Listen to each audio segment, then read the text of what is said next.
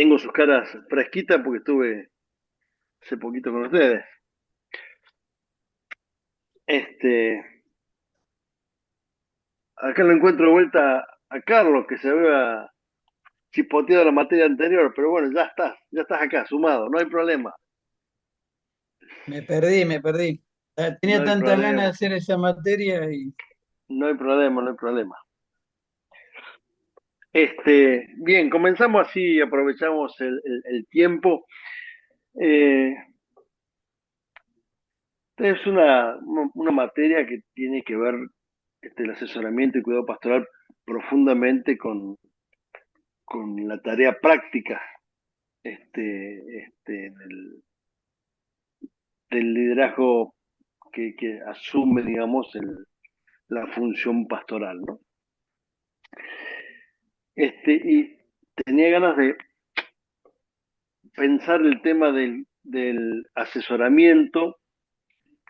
Ah, no, primero quiero contarles este, más o menos por dónde vamos a estar transitando. Por acá había abierto el programa. No sé si ustedes tuvieron posibilidad de revisarlo, al programa. Eh, pero la idea era, a ver acá, lo tengo acá, ¿sí? Un poquito pensar en el programa, por dónde vamos a estar haciendo recorrido en estos 8 semanas. El tema del asesoramiento, consejería y facilitador, ¿sí? ¿Qué es el asesorar pastoralmente? Los distintos o algunos modelos bíblicos del asesoramiento pastoral, funciones del asesoramiento pastoral, cuidado dentro de ese asesoramiento pastoral, asesoramiento y cuidado pastoral, crisis, pérdida y duelo. Vamos a estar trabajando sobre esos 3 puntos específicamente. Luego sobre el tema en situaciones de violencia. Posteriormente sobre el tema del cuidado pastoral en excluidos y la vulnerabilidad humana. Y al finalizar el cuidado pastoral desde una pastoral más narrativa, ¿no? Eh, y, y ahora sí, haciéndole el comentario que decía, es una de las materias que entiendo que es como el corazón propio de la tarea que asumen las iglesias cuando acompañan, cuidan a las personas. Y no digo del pastor o de la pastora para entender que a veces el ministerio va más allá solamente de quien está a cargo de lo pastoral. Hay hombres y mujeres dentro de nuestra comunidad que también tienen dones para poder acompañar y cuidar a otras personas. Siempre creo que el liderazgo compartido, el liderazgo eclesiológico, eclesial, perdón, que de alguna manera se nutre con trabajos de equipo, logran mejores resultados y sobrellevan mejor las cargas que solamente cuando está a cargo de una sola persona que está nombrada o puesta en ese lugar como pastor o pastora. Dicho esto, eh, la palabra consejería, asesoramiento, siempre son como toda palabra limitada en todo lo que uno quiere expresar, en el cuidado de las personas, en el acompañamiento de las personas, en los procesos de las personas. En el día de hoy vamos a llegar y vamos a ver que quizás la palabra que me termina a mí resultando más amigable, puede haber otras, pero la que me termina a mí resultando más amigable es que uno termina siendo una especie de facilitador en los procesos de personas, ¿sí? Y ya vamos a, a descubrir un poco más esta palabra, ¿sí? Este, Dado que la consejería y el asesoramiento tienen sus virtudes en la palabra, pero también tiene sus límites en la palabra, ¿sí? En realidad, a veces puede usar consejería, asesoramiento de manera indistinta con el tema facilitador, pero la idea es que podamos, a partir del juego de las palabras, meternos en el concepto del cuidado y acompañamiento de la persona, porque de eso es lo que se trata, de lo que queremos conversar con ustedes hoy. Eh, y pensaba en que el cuidado y el acompañamiento muchas veces tiene que ver con una manera de ayudar a las personas a orientarse en el sentido de vida. Y por eso jugaba con esta idea de la brújula y del GPS. ¿Sí? Ustedes saben que son dos instrumentos que nos ayudan a eh, eh, encontrar un lugar o nos indican cómo llegar a un lugar. El tema de la brújula, no soy experto en estas cosas, pero más o menos uno entiende que nuestro mundo, nuestra Tierra, tiene un polo norte, un polo sur, y nuestra brújula siempre es atraído por nuestro polo norte, y a partir de indicar cuál es el norte, uno puede este, decidir si tiene que ir hacia hacia ese lado del norte, uno puede decidir mejor hacia dónde tiene que seguir avanzando en función de saber hacia dónde está el norte y si tiene que ir hacia el este o el oeste o hacia el sur, cómo uno se puede ubicar en el espacio y cómo puede seguir dando avance a sus pasos según donde quiera dirigirse, según donde tenga el plan de dirigirse. Este, es decir, la brújula es un instrumento que no es un instrumento de exactitud, es un instrumento más bien de una orientación de referencia, porque nos marca solamente el norte. Si a partir de esa referencia al norte uno puede determinar dónde están los otros puntos cardinales y a su vez puede determinar hacia dónde es el lugar que pretendía ir. El GPS es un instrumento con una mayor precisión, ¿sí? GPS es un instrumento que interjuega con el tema, con las redes satelitales, y entonces triangula entre el lugar donde uno está, entre el lugar donde uno quiere ir, y, y a partir de esa red satelital, uno puede tener exactamente la ruta a seguir. Es decir, me lleva no toma como referencia un tercer lugar, como en el caso de la brújula, toma como referencia el Polo Norte, sino que se toma como referencia dónde está uno, a partir de dónde está uno, dónde quiere ir. ¿Sí? Y en esa y en ese diagrama se le presenta el mapa de acción con una exactitud mayúscula, tal es así que hoy sabemos que los GPS tienen una exactitud casi de 1 metro, 2 metros a la redonda, es decir, la exactitud es precisa, digamos, ¿no?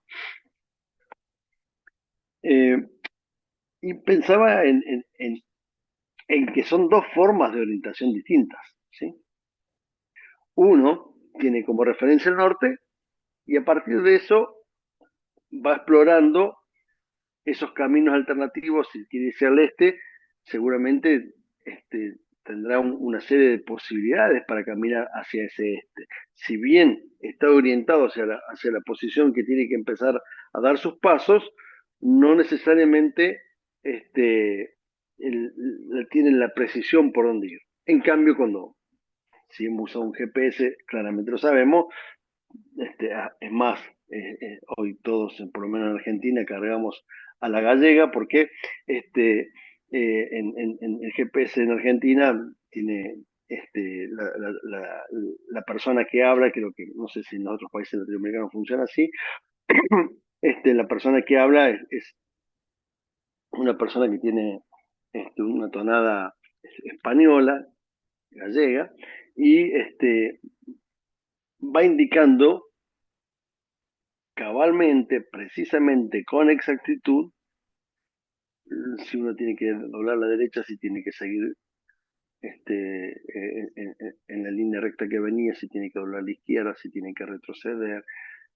Aún le dice según qué velocidad vaya, en la caminata, en la bicicleta o en el auto o en algún otro medio de transporte, en cuánto tiempo va a llegar a ese destino.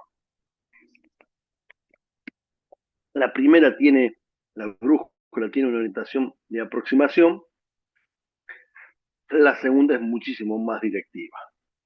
Bueno, entiendo yo en este juego con las brújulas y con los GPS que el estilo de facilitación, de acompañamiento, de cuidado de las personas no es un GPS.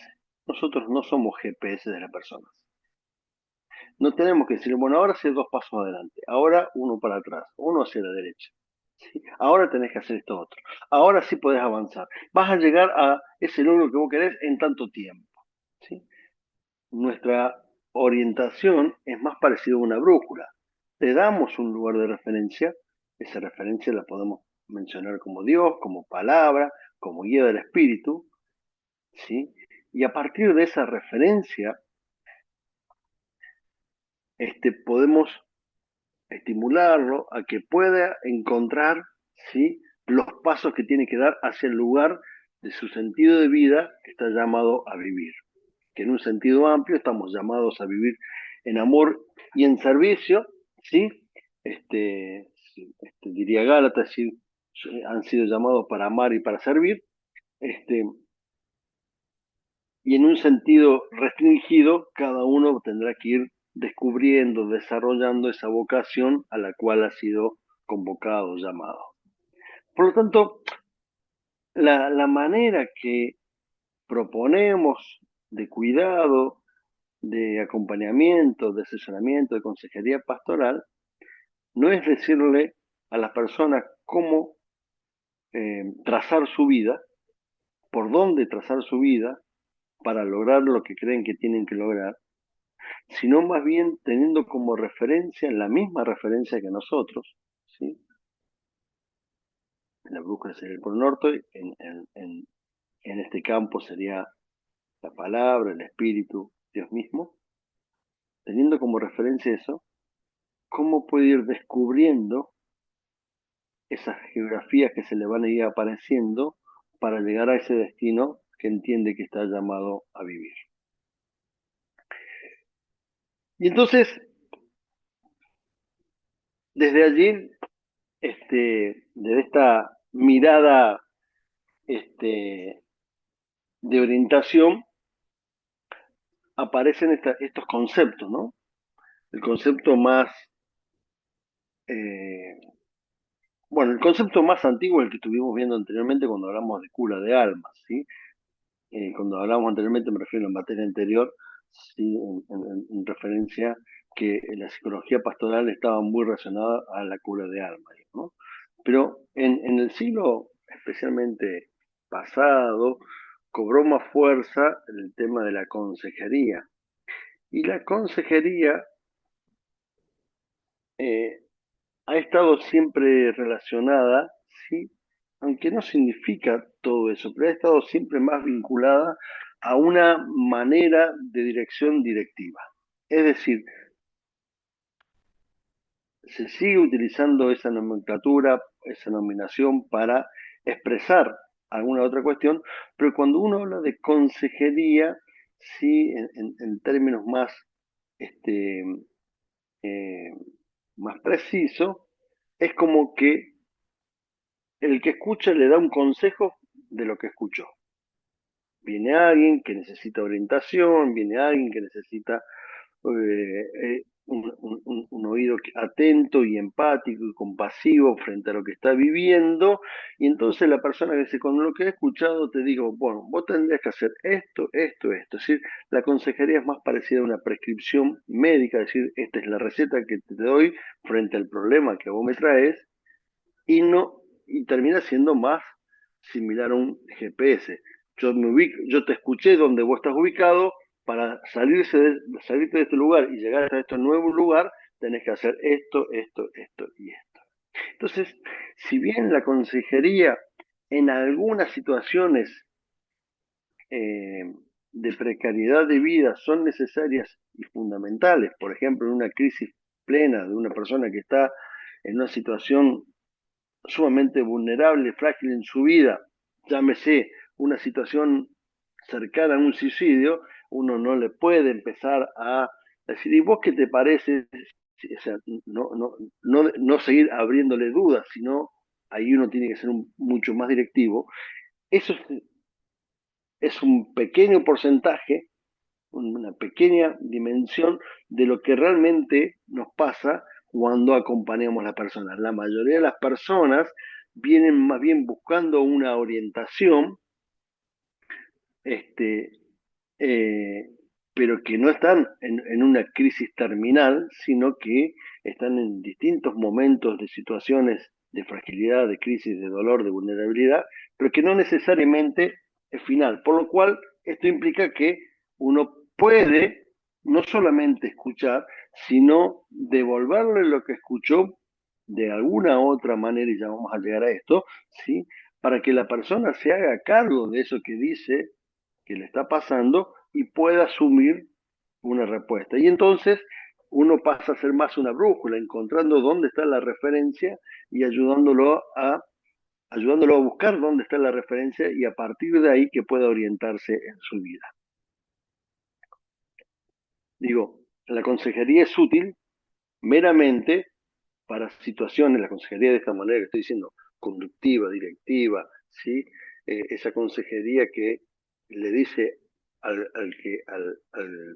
aconsejado lo que tiene que hacer, sirve para una situación limitada de vivencias. Es verdad, ¿sí? Que muchas veces las personas anhelan eso. O sea, el que viene a hablar, ¿sí? El que viene a hacer, a veces quiere llevarse la receta. ¿Cuál es el primer paso? ¿Cuál es el segundo paso? ¿Cuál es el tercer paso? Y que nosotros le armemos el plan de salida de esa situación que está viviendo. ¿Sí? ¿Por qué? Porque termina siendo más cómodo por muchos motivos. Uno, porque si se equivoca, no fue esa persona que se equivocó, sino el que me dijo. Entonces, proyecto más fácil la culpa hacia terceros, ¿sí? Segundo, porque me da un nivel de garantías y de seguridad mayor. No, me lo dijo el líder, el pastor, la pastora, me lo dijo alguien que sabe mejor que yo sobre el tema. Entonces, me evita la culpa, me evita sentirme atemorizado, inseguro frente a lo que estoy por acontecer. Eh, pero además, ¿sí? Me hace evadir mi propia responsabilidad y no necesariamente quien me aconseja sabe la, el detalle, lo finito de mi llamado, de mi vocación, de mi particularidad, de cuál es el sentido propio de mi vida.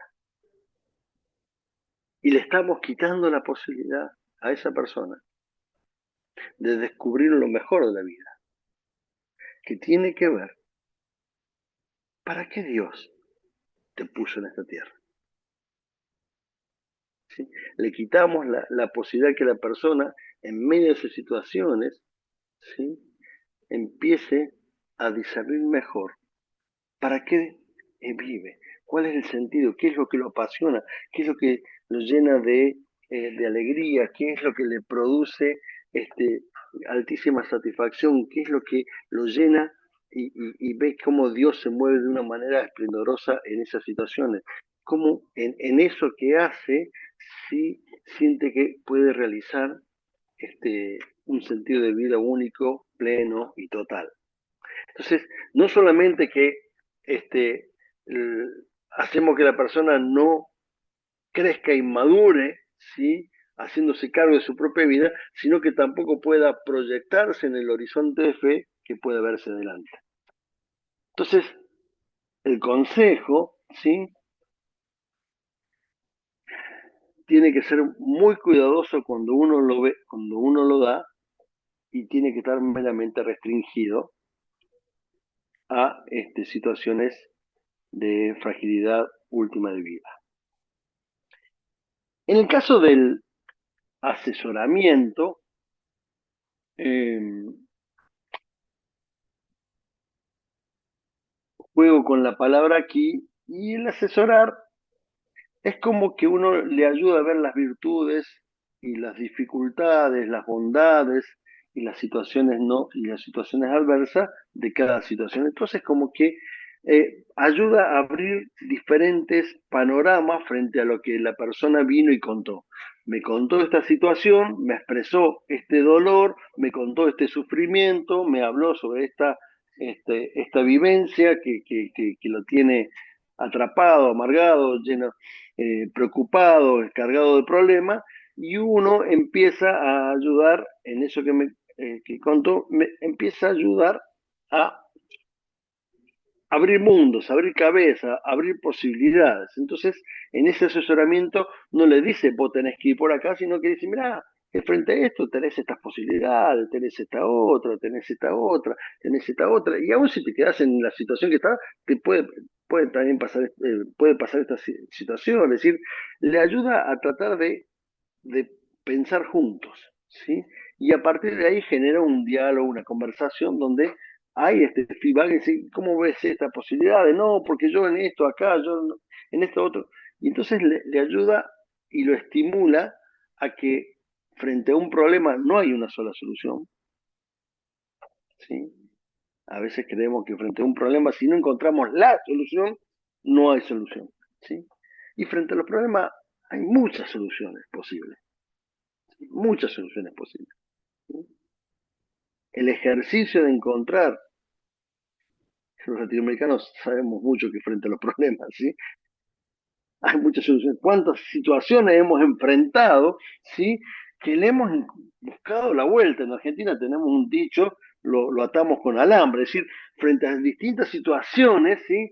Hemos encontrado una vuelta que sí pareciera que está este, atado de una manera débil, pero es al menos una primera solución para empezar a moverse, porque a veces la solución no es la solución, sino que a veces la solución es algo parcializado, algo que me haga mover de este lugar que yo estoy, que me haga respirar sentido de esperanza, de vivacidad, ¿sí? Y eso me lleva a poder contemplar unos nuevos escenarios que antes no podía ver porque estaba atrapado desde mi dolor, desde mi amargura, de mi preocupación en este lugar anterior. ¿Sí? Entonces, el asesoramiento provoca eh, que la persona pueda ver otros escenarios que antes no veía, pueda ver soluciones que no podía visualizar. ¿Sí? Y aunque quizás no alcance a tomar ninguna de estas soluciones, ¿sí? Ya le permitimos que empiece a elaborar y pensar que no hay una sola manera de resolver lo que está viviendo. Que eso va a tener que ver más con su vida, con su historia, con su fortaleza, con sus redes de sostén, con su manera de relacionarse con la comunidad, con la familia, con Dios, es decir, con su mundo de contexto particular, le va a dar el toque distintivo a esa manera de cómo encuentra la solución.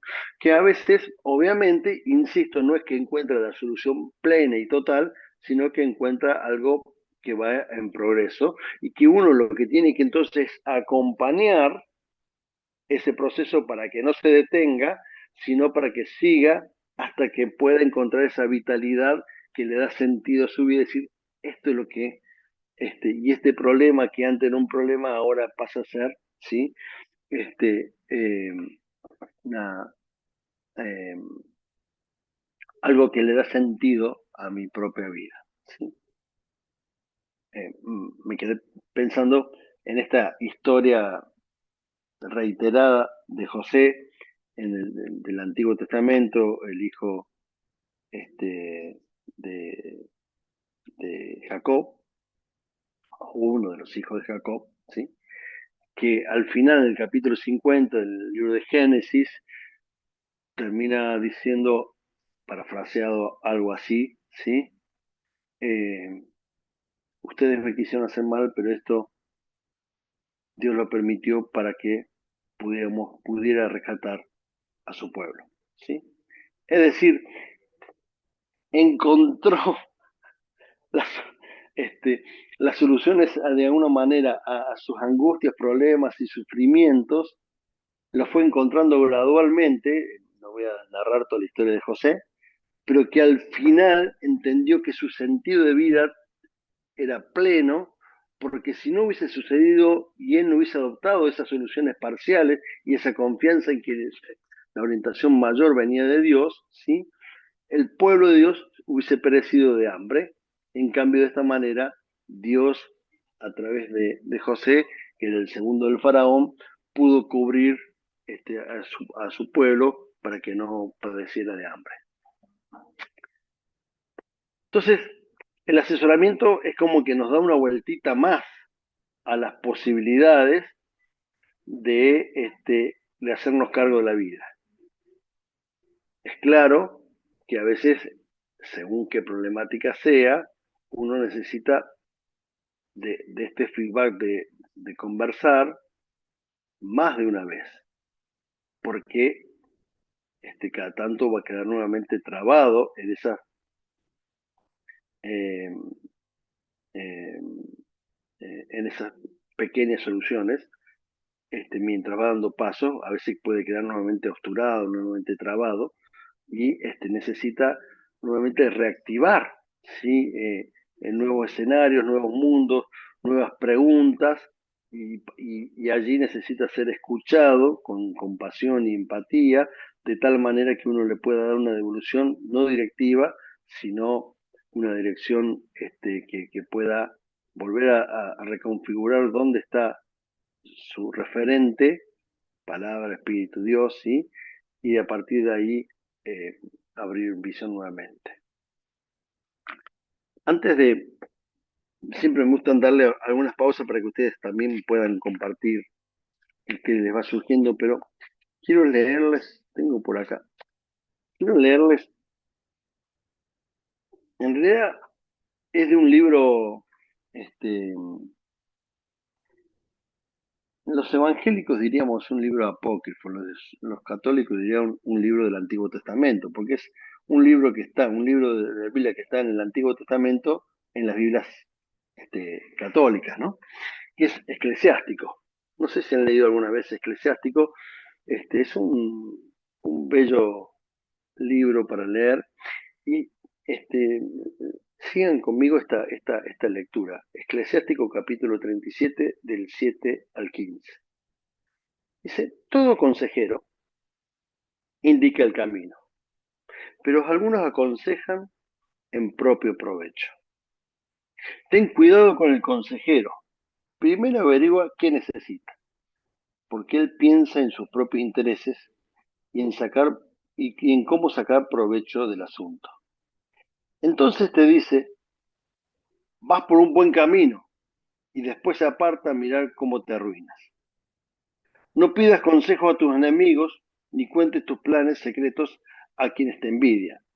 No pidas a una mujer consejo sobre su rival, ni al que busca botín sobre la guerra, ni a un comerciante sobre negocios, ni a un comprador sobre la venta, ni a un malvado sobre la generosidad, ni a un cruel sobre la bondad, ni al ocioso sobre el trabajo, ni al guardián de un campo sobre la cosecha. Pide consejo a uno que respete siempre a Dios y que tú sepas que cumple los mandamientos y tiene sentimientos iguales a los tuyos. De manera que, si tropiezas, sufrirá contigo. Atiende también a lo que te aconseja tu propio juicio, pues nadie es para ti más digno de confianza que él. El propio juicio le advierte al hombre más cosas que 7 centinelas en una atalaya. Y además de todo esto, pídele a Dios que te mantenga en el camino de la verdad. Para mí, bellísimo. Eh,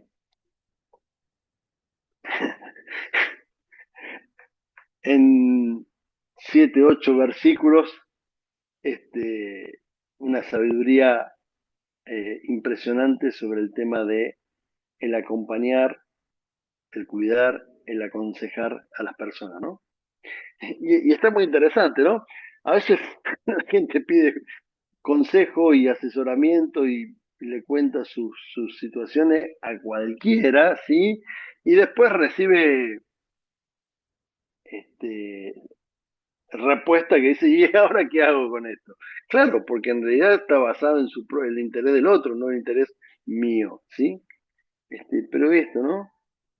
Pídele a alguien que si tropieza, sufre con vos. Pero también ten en cuenta tu propio parecer, tu propio juicio, es decir, no tengas en poco lo tuyo. Y además, sobre todas las cosas, pídele a Dios. Abro un poquito el juego de conversación y luego seguimos con otra parte más. ¿Qué, qué les, qué les resuena, qué les retumba lo que vamos conversando?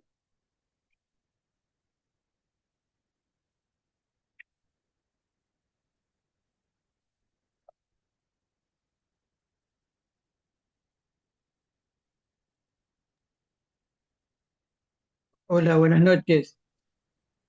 ¿Qué hace, Carlita? Creo que el asesoramiento un poco para mejor, digo, restringe esa dependencia del consejero, ¿no? Como vos explicabas recién, que el consejo hace esto, anda por acá, crea determinada dependencia en la gente, ¿no? Y quizás nuestro rol es eso, de la brújula. Me gustó esa imagen, ¿no? El GPS y la brújula es genial porque eh, uno orienta y abre el juego a las posibilidades, a que vean ellos mismos que hay otras posibilidades. Entonces, Sí, eh, está bueno que haya cambiado, porque antes se decía mucho consejería pastoral, ¿no? Y ahora ese cambio es muy significativo. Para no generar eso, aunque todavía sí, hay gente que espera el consejo, ¿no? Eh, que le guíen en todo. Así que bueno, que le guía de todo, exactamente, exactamente. Gracias, Carlos. Sí, sí. Eh, una vueltita más avanzamos, ¿sí? Las personas cuando vienen, este, normalmente cuando logran hablar y compartir lo que les pasa, han vencido ya bastantes situaciones de su propia vida, ¿sí? Eh, Primero se han dado cuenta que si vienen a buscar algún tipo de ayuda, ¿sí? Si vienen a buscar algún tipo de orientación, si vienen a buscar algún tipo de acompañamiento, cuidado, ¿sí? Hay un primer momento que se están dando cuenta que hay algo de lo que les está pasando que no pueden solucionar. Este es un primer punto. Es decir, las personas nunca vienen vacías, sino que ya vienen con un proceso hecho. Es decir, el proceso no comienza cuando la persona comienza a hablar con nosotros. El proceso comienza cuando la persona ya empieza a darse cuenta que tiene una situación que no puede solucionar. ¿Sí? Lo segundo que hace este paso y este proceso es que la persona ya logró buscar a alguien para ayudar, buscar ayuda, ¿sí? No solamente que se dio cuenta que tiene un problema que no puede solucionar, sino que ya pudo externalizar esto, sacarlo de que le dé vuelta a la preocupación dentro suyo y buscar a alguien que pueda guiarlo, ayudarlo, orientarlo en esta situación. ¿Sí? Fíjense que cuando la persona viene, ya viene haciendo un proceso, no es que viene como tabla rasa. Y esto es muy importante, digo antes de seguir avanzando en los pasos, esto es muy importante tenerlo en cuenta, porque esto es algo que hay que empezar, hay que valorar en la persona. Es decir, uno cuando empieza a escuchar, mm, lo primero que tiene que poder hacer es valorar aquellas situaciones que ya la persona está en movimiento y en proceso y que por lo tanto, aunque crea que está en el mismo lugar, no está en el mismo lugar. Porque si logró identificar que tiene un problema que no puede resolver, si logró identificar que ese problema no lo puede resolver solo y que necesita a alguien que ayudara en esa situación, ¿sí? Ya hizo un movimiento importante. Sí, David. Ahora, eh, siempre hablando dentro de un encuadre, digamos, no me gusta usar la palabra normal, pero no se me ocurre ahora otra, que requiere un cierto discernimiento de nuestra parte, porque también tenés, pensando en lo que habíamos visto, ¿no? En psicología pastoral, también tenés aquel que sistemáticamente busca evadir el tener que responsabilizarse de sus actos, entonces busca a alguien que resuelva por él para después decir, bueno, yo hice lo que me dijeron, ¿no? Haciéndolo muy, muy concreto y muy simple. O sea, siempre tenemos que tener cuidado de asegurarnos de que estamos frente a una persona que hizo ese proceso, como bien lo planteás, y no a alguien que es consistentemente un repetidor de voy buscando a quién culpar porque yo no quiero hacer nada. Excelente la apreciación que hace. Es decir, sí,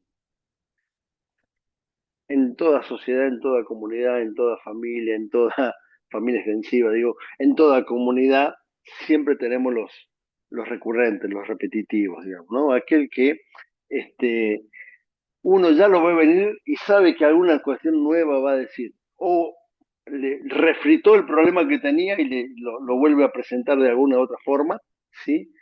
O tiene un nuevo problema, ¿sí?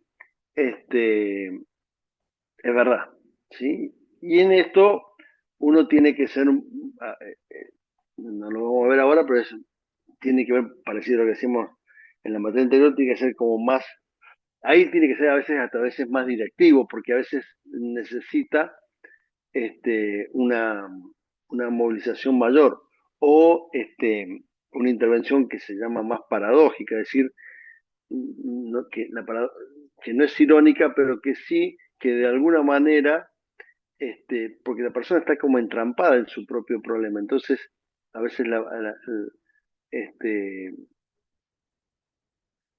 la paradoja es, vos me buscás para que yo te ayude y en realidad pero en realidad me estás buscando para que yo siga manteniendo tu problema. Eso sería como una respuesta paradójica, ¿sí? Que por supuesto la otra persona se va a ver hasta a veces como confrontada y ofendida, pero, pero también a veces eso hace que la persona desenganche de esta repetición. No siempre, no siempre, no es que uno más uno es dos, ¿sí? No lo tomen como fórmula, sino que un ejemplo que se me ocurrió en el momento, digamos, ¿no? No lo usen como fórmula, please, sino más bien la idea que frente a estas situaciones de personas que son recurrentes, repetitivas y más o menos siempre es el mismo problema mirado de distintos ángulos, ¿sí? Este, el modo de trabajo no es exactamente lo que estoy proponiendo ahora, digamos, ¿no? En eso quizás después veamos casos excepcionales y ahí entrarían estos repetitivos. Pero sí, yo diría que en, en gran parte, voy a ser generoso en mirada de la humanidad, en gran parte de las personas, ¿sí? Normalmente cuando se acercan, ¿sí? Ya han hecho estos dos pasos y al menos tres más. El otro es no solamente pensar que buscan ayuda, sino concretar esa ayuda, ¿sí? Concretar, hablar con alguien en ese mismo momento o quizás coordinar un día y horario para hacer eso, de una entrevista pastoral, una entrevista, ¿sí? Eh, Ir, muchas veces acordamos y dice, no, justo hoy no voy a poder ir y nos mandan ese mensajito 5 minutos antes y uno ya se organizó todo y cuántas veces también nos han dejado clavados, decimos por acá, decir, cuántas veces nos han dejado esperando una situación y no llegó la persona. Es decir, pero normalmente, digo, una persona cuando va ya hizo este otro movimiento de ir. Y, y el quinto paso que la persona hace antes de empezar de hablar, ¿sí? Es que de alguna manera ya se está queriendo hacer cargo de su situación. Porque si logró todos estos pasos, algo, no sé cuánto, esto uno valorará a partir de la escucha, pero algo ya sí que ya se está haciendo cargo de su situación, porque se hizo cargo de que tiene un problema, de que no puede solucionar solo, de que tuvo que concretar un momento para encontrarse, de que fue ese momento para encontrarse, es decir, ya se está haciendo cargo de algo de lo que está pasando, ¿sí? Entonces, en los encuentros a veces, cuando vemos que el problema es un problema que angustia, que la persona realmente está padeciendo y no es del estilo recurrente, sino son de aquellas personas que siempre le han luchado en la vida y han encontrado maneras y ahí se queda posturado, queda, queda paralizado frente a lo que está viviendo, poder ayudar desde ciertas fortalezas que ya fue construyendo, ayuda a que la persona empiece a ponerse en otra situación de empoderarse, ¿sí? Ponerse en otra situación de su propia fuerza para poder salir adelante, ¿sí? Y entonces esto hace que uno le haga esta primera evolución, bueno, si vos llegaste hasta acá, va, si vos lograste expresar esto, si vos te diste cuenta que tenés un problema, si vos te diste cuenta que necesitabas ayuda, ya estás dando los primeros grandes pasos para salir adelante, ¿sí? Ya estás queriendo mirar a otro lado diferente al que estás mirando. Esto Esto ayuda a que la persona empiece a levantar su mirada y no quedar mirando su propio ombligo, sino levantar su mirada y tratar de empezar a ver un horizonte. Y ahí uno le ayuda, por lo que escucho, a ver distintos posibles horizontes. Pero la vuelta que yo les quería dar en esto del aconsejamiento, del asesoramiento, es lo que en este último tiempo uno ha descubierto por sus propias prácticas, digamos, ¿no? Que en el fondo somos facilitadores, ¿sí? Este, no sé si toman en cuenta, sacando el consejo, ni siquiera si toman en cuenta los distintos escenarios que nosotros podemos hacer, visualizar frente al asesoramiento. Si pueden o no tomarlo en cuenta, ¿sí? Somos más bien facilitadores, ¿sí? Bueno, ya está claro que nosotros, primero, no curamos a nadie, no sanamos a nadie, ¿sí? No cambiamos a nadie, no transformamos a nadie, ¿sí? No le solucionamos nada a nadie, ¿sí? Cuando uno se empieza a dar cuenta de todo eso, de las grandes limitaciones que tenemos, ¿sí? Uno dice, ¿y para qué estoy? Entonces, bueno, uno descubre que está para facilitar algunos procesos que la persona va descubriendo y que necesita lo voy a decir así, un oído atento, una vida compasiva, ¿sí? Eh, una capacidad, digamos, de tierna de acompañar, este, para que pueda lograr salir de esas situaciones. Estamos hablando especialmente de este grupo mayoritario, quiero verlo así, de personas que no son recurrentes frente a lo mismo. Estoy hablando de aquellas situaciones que muchas veces enfrentamos en nuestras tareas dentro del espacio pastoral.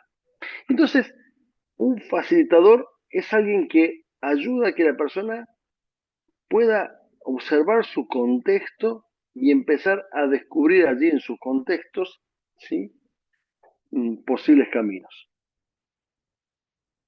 Y que de alguna manera lo que le va facilitando es, el facilitador, digamos, es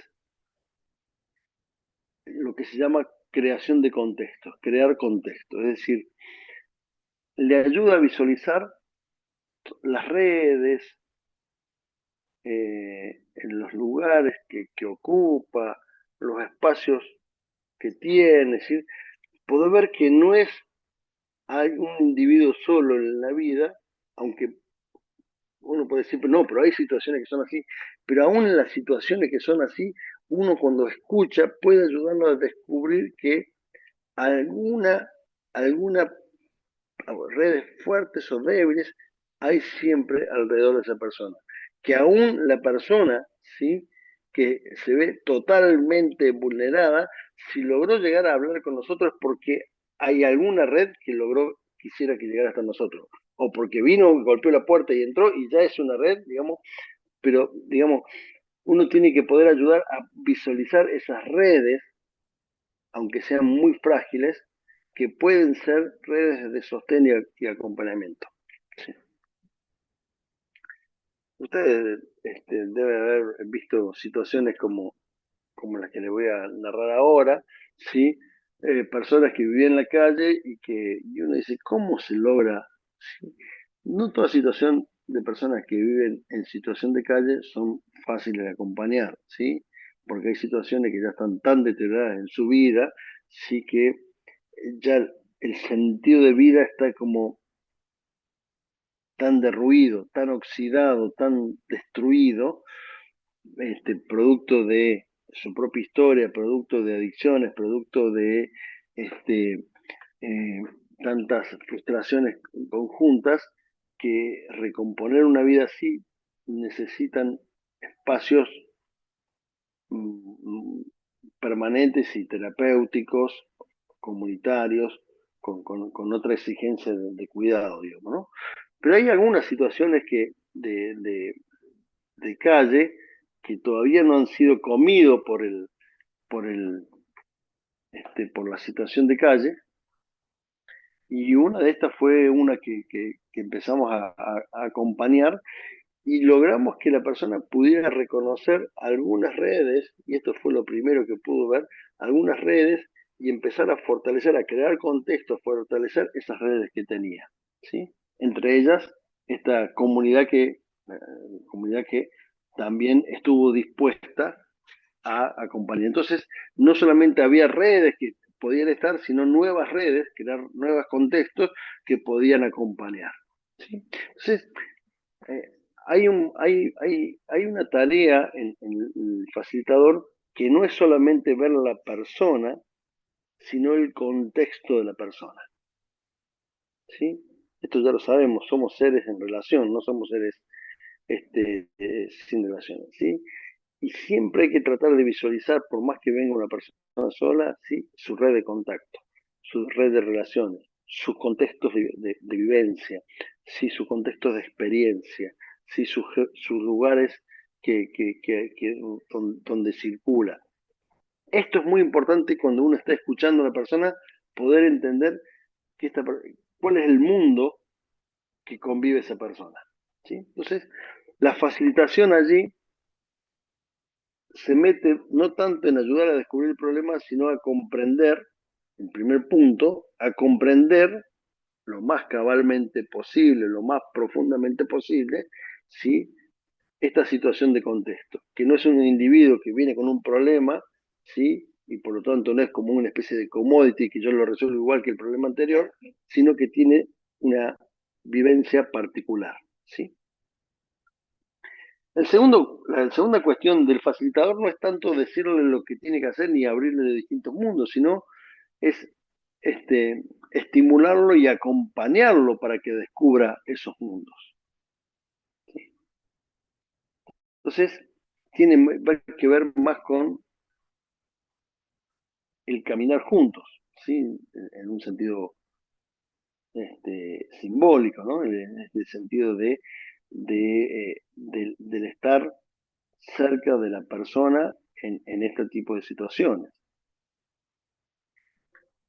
Y más que, como otro punto, ¿sí? Y más que ayudarlo y contarle uno todos los escenarios posibles, ¿sí? Es ayudar a promover hasta donde se pueda una primera creatividad. ¿Y vos qué soluciones buscaste? ¿Qué probaste en esto? ¿Sí? Y cuando probaste con esto, ¿cuáles fueron los resultados? ¿Sí? ¿Y crees que tenés alguna otra posibilidad? No, yo lo he intentado todo. ¿Y qué cosas crees que serían muy locas de intentar, pero que valen la pena pensar? ¿Sí? Es decir, ayudar a que la persona promueva su capacidad creativa.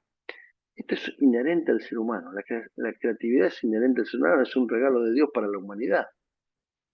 La creación, ¿sí? El ser creativo no es, en algunos capaz puede llegar a ser un don porque tienen como una, una cuestión creativa muy especial frente al arte, frente eh, alguna cuestión así. Pero el sentido general de lo creativo es un don de Dios a la humanidad, ¿sí? Es un regalo de Dios. Por lo tanto, cuando uno promueve la creatividad, lo que está promoviendo de alguna manera este regalo de Dios en las personas, ¿sí? Que pueda esa persona vincular y expandir, ¿sí? Su pensamiento más allá de la realidad que lo sumerge. Y uno diría, bueno, pero ¿cómo es posible que una persona que viene angustiada con su problema, ¿sí? Cargada, ese ejercicio es un ejercicio sumamente lúdico, que ayuda justamente a que esa carga, como todo juego, ¿sí? Se pueda elaborar de otra manera. Esta es la gran capacidad que tienen los niños, ¿sí?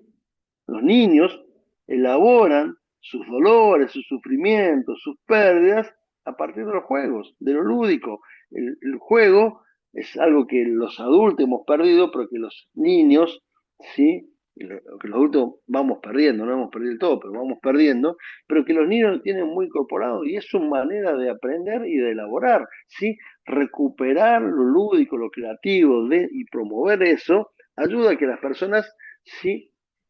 Puedan ir buscando posibles soluciones que no estén determinadas por las distintas asesoramientos de escenario que le dimos, sino que pueda bucear dentro de su propia experiencia y en ese buceo uno jugarle más bien en el feedback y no decirle, y no que sea al revés, que de lo que nosotros decimos, la persona juegue en el feedback, ¿sí? ¿Se entendió ese juego? Es decir, no es más bien a partir de lo que el otro expresa, nosotros hacer una evolución y no tanto que de lo que nosotros le expresamos que esa persona afectada haga una evolución.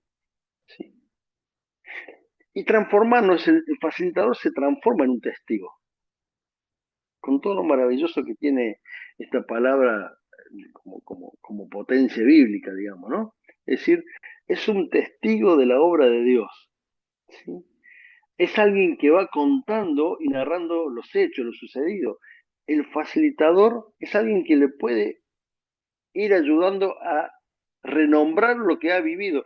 Pero vos lo que viviste aquí parece difícil, pero también tuvo esto, tuvo esto, tuvo esto. Como testigo, si ustedes saben que frente a un hecho puede haber tres testigos y los tres testigos narran algo diferente, no porque el hecho haya sido diferente, sino porque la percepción de cada uno, ¿sí? Según su historia, según su vivencia, según su ángulo de donde mira, ¿sí? Frente a un mismo hecho, pueden decir cosas parecidas pero diferentes. ¿Sí? Bueno, el facilitador de alguna manera ser alguien que mira a la persona de afuera, ¿sí?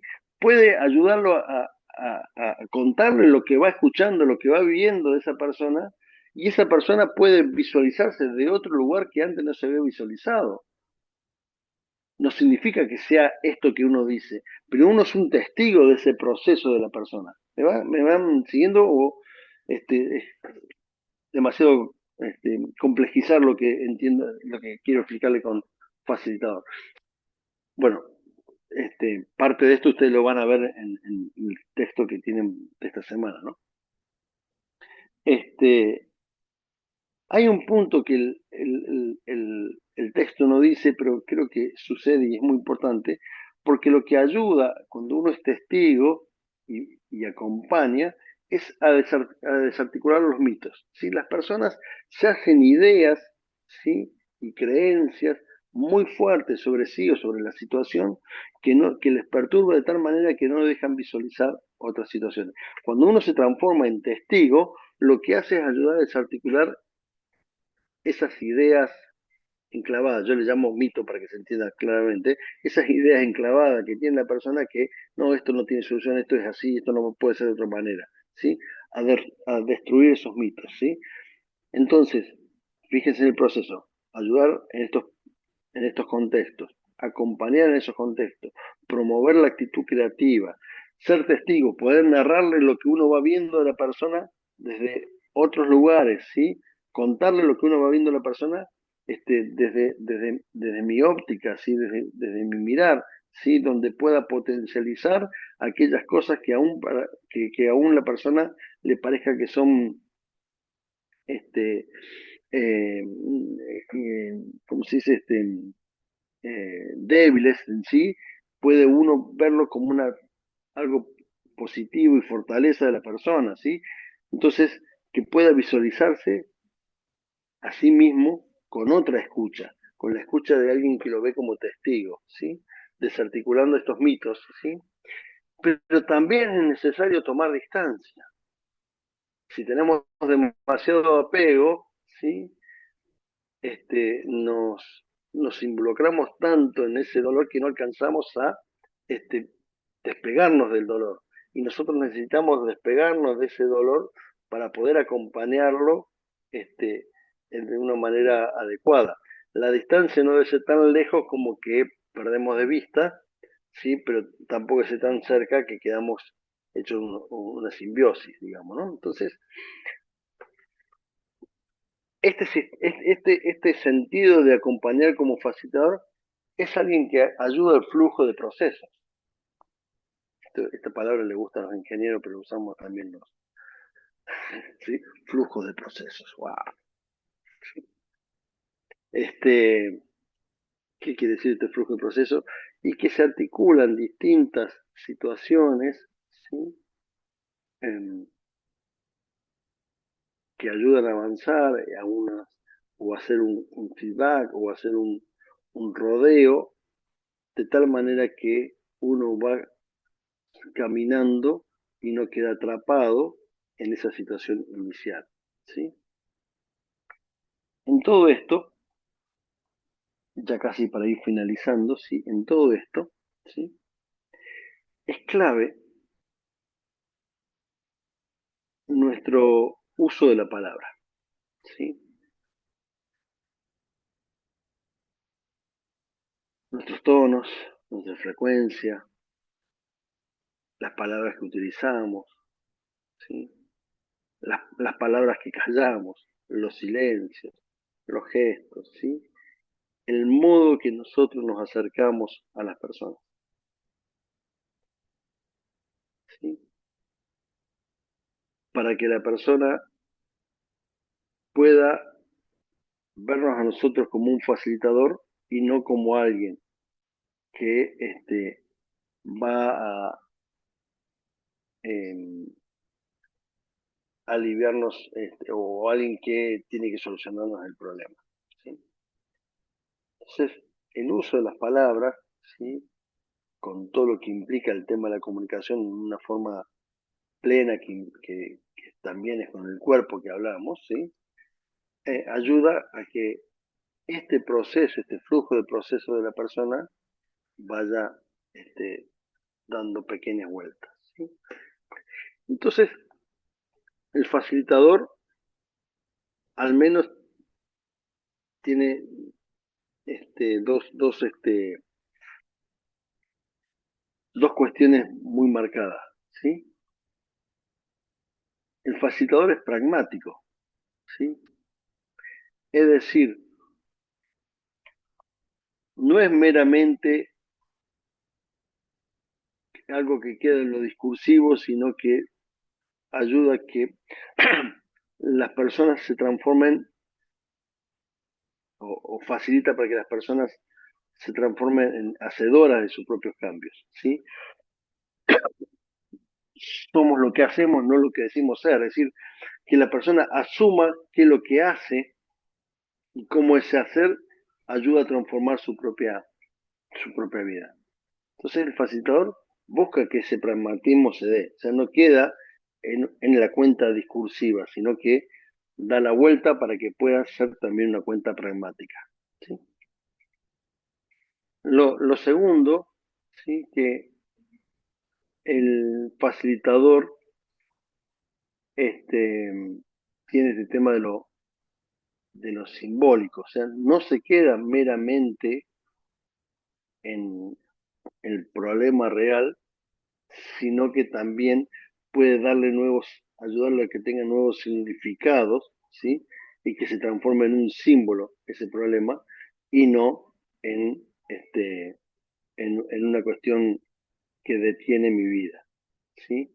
Cuando es algo real, cuando creo que la vida tiene el peso de un sentido hegemónico, único, ¿sí? Y no pierde y no tiene esa capacidad simbólica si quedo atado en una rigidez.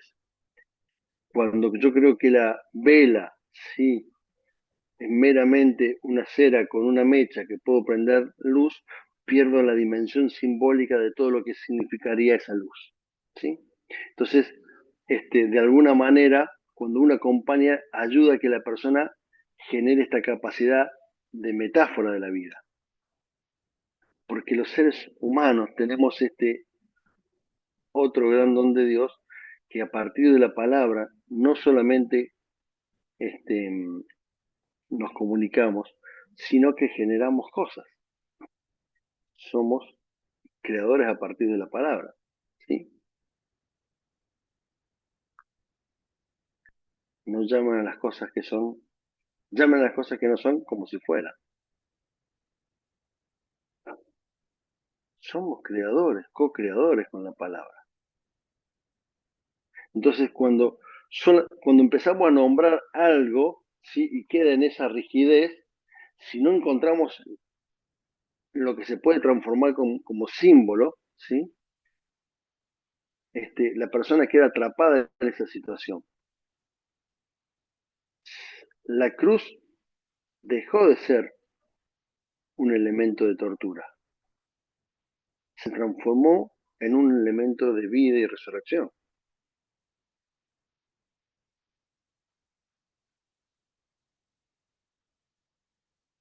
Cuando logramos que la persona haga trascender su problema, deja de ser un problema que me aniquila y pasa a ser un soporte para saltar a un lugar mejor. Vuelta a la historia de José, ¿sí? Lo que pareció que iba a ser algo que me aniquilaba, terminó siendo de gran bendición para cuidar todo un pueblo, ¿sí? Entonces, el facilitador ayuda a que este proceso llegue a sus máximas dimensiones, ¿sí? Desde la creatividad, desde el acompañar, desde el poder ser testigo, de desarticular mitos, de mantener esa distancia prudente y de poder ver una solución no discursiva, sino real, pero que no quede atrapado en la realidad del problema, sino que le pueda dar un sentido simbólico y trascendente nuevo. Muy bien. Por acá.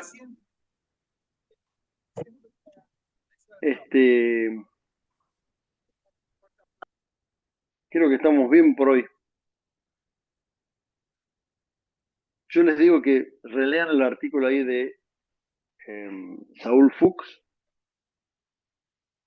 Es un artículo complejo porque no es en un lenguaje que habitualmente tenemos, pero me parece que es fascinante para entender. Y ustedes les van a encontrar, no es un artículo que tiene textos bíblicos al costado, pero uno le puede empezar a encontrar esos textos bíblicos que le den fundamentación a esa lectura. Gente, ¿les parece hacer hasta acá? Nuevamente agradecido por la buena atención y siempre la apreciación de ustedes. Muchas gracias, Fabián. Nos vemos. Buena semana para Gracias. todos. Buena semana. Buenas Nos vemos la noches. semana que viene. Buen descanso. Ya. Chao.